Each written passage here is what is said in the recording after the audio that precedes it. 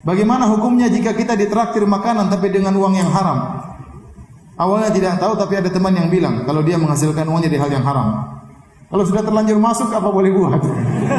Tapi kalau sebelum dikata ini saya hasil judi, maka jangan. Kalau dia bilang ini hasil judi, maka jangan. Ya, ini hasil riba, maka jangan. Nah boleh, hukumnya haram.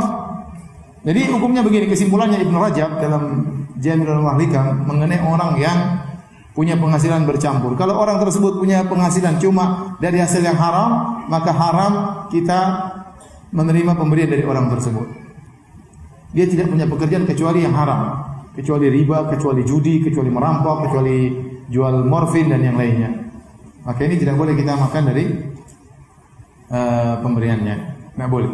Tapi kalau uang hasilnya ternyata bercampur, dia praktek riba, tapi dia juga punya toko yang halal, maka seperti ini kita boleh menerima pemberian dan tidak perlu kita perinci. Ini kamu traktir uang yang mana?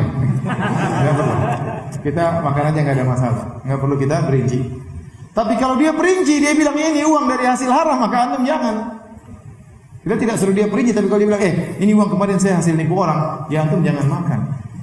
Ya? Jangan. Di antara kawan-kawan saya, di antara ustaz-ustaz, ada yang ketat dalam masalah ini.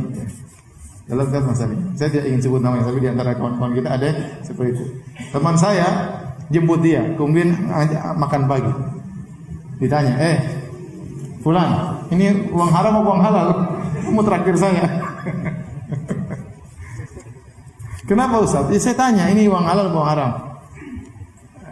Halal Ustaz. Dia tidak mau ada sesuatu yang masuk dalam dirinya, Pak. Yang diragukan ya. Itu wara namanya.